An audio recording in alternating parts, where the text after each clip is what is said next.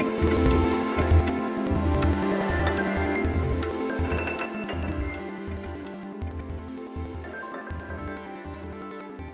everybody, this is Loli Jane, animal communicator and energy healer from animals-speak.com and mindbodyspiritworkshops.com. And you're listening to the Loli Jane Animal Communication Podcast, the show that promises to open your mind and heart to the amazing world of animal communication, energy healing, and what I like to call interspecies therapy. Thanks for joining me. In today's episode, I'll be talking about how your emotions can affect your animals and what to do about it. If your animals have negative emotions like anxiety or aggression or even sadness, you'll want to tune into this episode. First, let me tell you a little bit about myself. I'm a certified international professional animal communicator and pranic energy healer. I offer remote and in-person animal communication, whether they are alive or in spirit. I also offer pranic healing for trauma, injuries, pain, illness, disease, and behavioral and emotional issues for both humans and animals. For the humans, I can also provide spiritual guidance by channeling your angels and guides and even do a past life regression. And if you've ever wanted to become an animal communicator, I teach animal communicator training workshops and provide one-on-one mentoring. Check out my website for workshop schedules at animalsspeak.com or animals-speak.com or at mindbodyspiritworkshops.com. Have you ever wondered if your negative emotions impact those around you, especially your animals? And if so, what to do about it?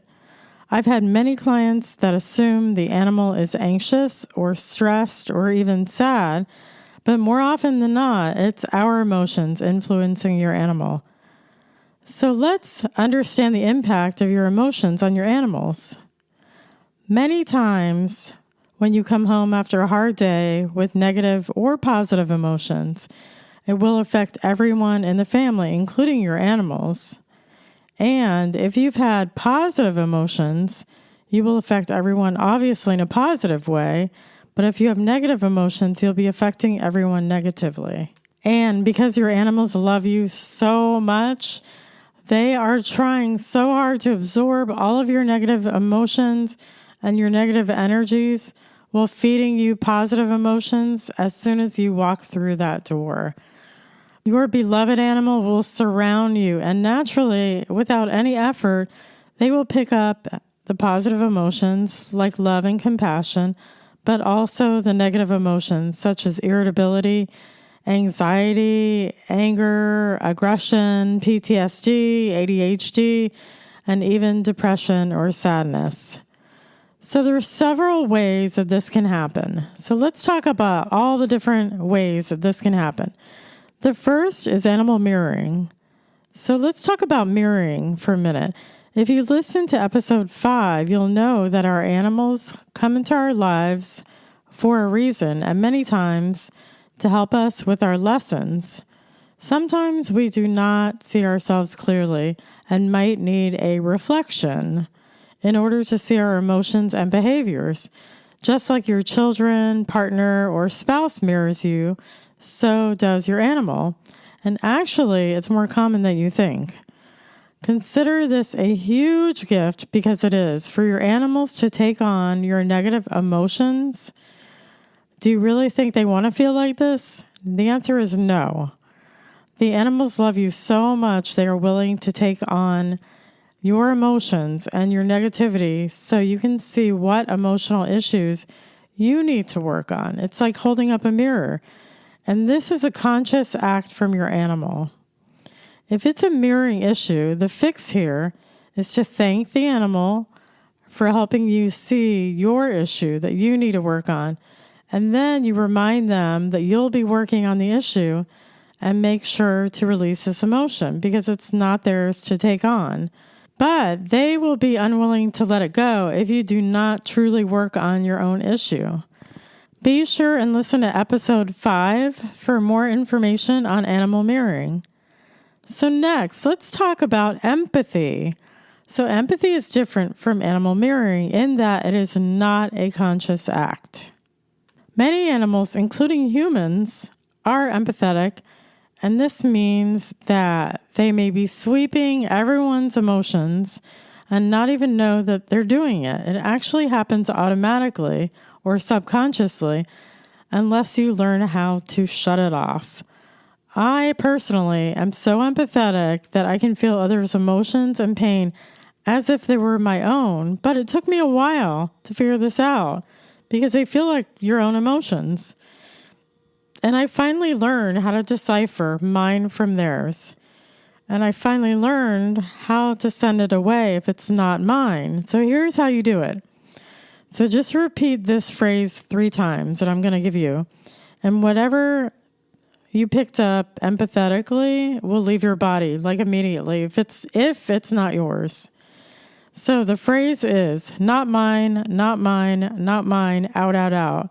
Not mine, not mine, not mine, out, out, out. Not mine, not mine, not mine, out, out, out. You say it 3 times. You will be amazed that what pain or emotion just leaves you automatically will come right out if it's not yours. If it is yours, that's a different story. And then the other part is you have to learn how to shut off your empathetic nature.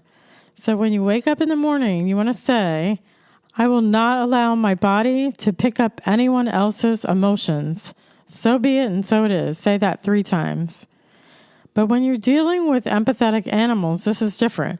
Your animals, they love you so much unconditionally that they will not send these emotions away, and they will accept these negative emotions as their own. Now, let's deep dive into the third concept of why your emotions affect your animals. So the next conversation we're going to have is on energy transference. Let's talk about this concept. Energy transference is a concept where your emotions, whether they're positive or negative, they sit inside your aura, which is your etheric, energetic field that surrounds your body. The energetic field, called your aura, can be photographed using Kirlian photography, which is a real thing. This is why the colors change in your aura. Those aura photographs, that's a Kirlian camera. It's a type of camera developed. And it does pick up on energetic shifts. So it's actually real. It's not fake. And so this is why the colors change. If you're having a pleasant day, your aura may be violet, blue, or green, which is their upper chakras. And if you're stressed, it might be yellow, which is the solar plexus. And if you're angry, it might be red, which is the root chakra, the lower chakras. And if you're sad or depressed or even sick, your aura might even be like a dull gray. So it could be different colors depending on your emotions and your mood. The other part of the aura is you have energy bodies. So you don't just have one physical body. You have 3 bodies. You have 3 energetic bodies. You have your physical body, your emotional body, and your mental body. Having strong negative emotions will affect all 3 bodies, especially the emotional and the mental body. And if the emotions are chronic, they will greatly impact the physical body. A typical aura of a typical person extends about 6 feet around your body. But sometimes one who is more spiritually developed has much more of an expanded aura that can extend far beyond 6 feet. And it can be measured. Sometimes people's auras are larger than the room they are sitting in. They are larger than the car they are driving in, and can be greatly affected by exterior energies, including noise and chaos. This also explains why some people and animals are much more sensitive than others. So when you stand next to someone, your aura is going to intersect with theirs, and all the positive and negative emotions that are filled inside the auric field will literally be transferred to someone else, whether it's another human or your animals. So when your dog or cat are waiting for you at the door and they jump all over you and they lick you, they are receiving all of your energies inside your aura. and possibly picking up your emotions empathically and maybe even mirroring you with the intent to be a reflection for you.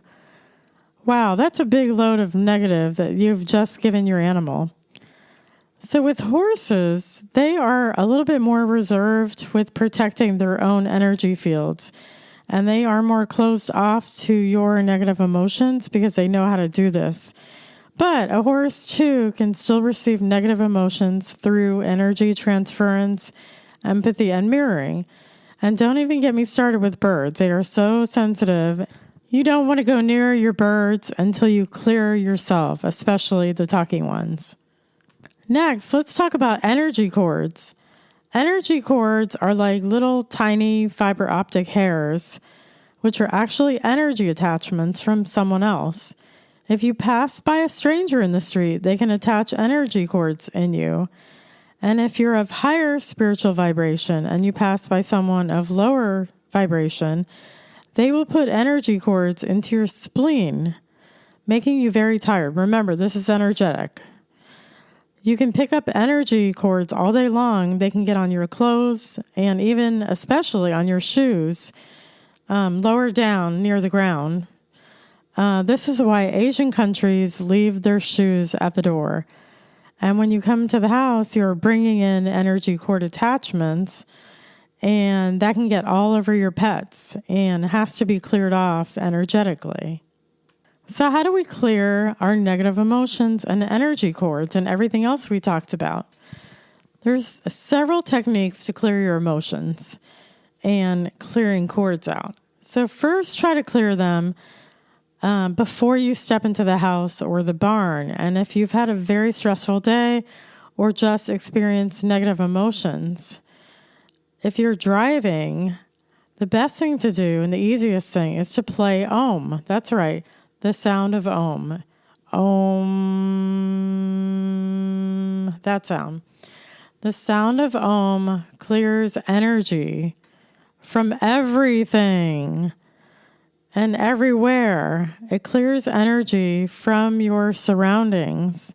It clears energy in your office, your home, your car, your objects like clothing, jewelry, crystals, etc., which can hold and store negative energy, by the way, and your body and the energy field around you.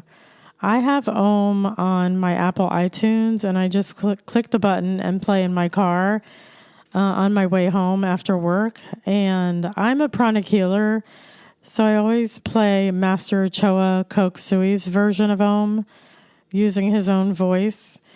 And I really like that one. You can do a digital download of Om from the Pranic Healing websites. There's two of them, pranichealingusa.com or uspranichealing.com. You can also find it on Apple Music, and it's called The Sound of Stillness. But I have been told that if you're in the U.S., you may not be able to download the Apple version. You may have to get it from the Pranic Healing site, so I'm not sure about that. And if you're adventurous, you can Om with the sound of your own voice. So imagine that.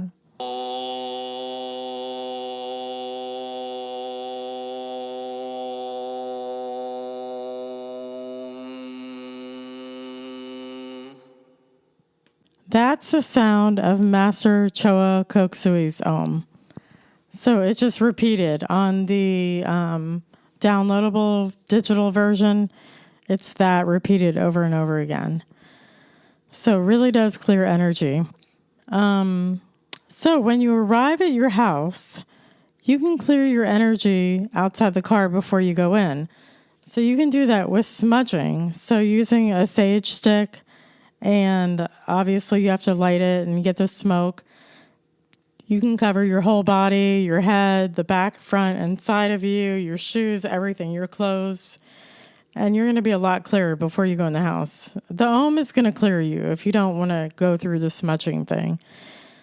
And then when you come home, you can also clear your energy even more by taking a bath, if you have a bathtub or a shower, with lavender and salt. Salt transmutes negative energy, and lavender disintegrates it. So it works together. And this is a real salt, like sea salt, not Epsom salt. So lavender and salt bath. And if you don't have a bathtub, you can make a shower scrub out of lavender and salt and put in some coconut oil. So these are just but a few methods. There's many more methods, but I think these are some simple ones that I know and use. And there's also a meditation called Twin Hearts from the Pranic Healing Association, which can, over time, clear negative emotions away. They will eat at long-term chronic negative emotions. There's even a specific version for psychological healing. And I know I gave you a lot to think about, but I assure you, making some of these changes will make a huge positive impact on your animal, and you'll see changes in the animal. If you need help talking to your animal about where the negative emotions are coming from, or if you need help doing energy clearing on yourself or your animals, you can book a session with me at animals-speak.com, animalsspeak.com, or lowlyjaneanimalcommunication.com.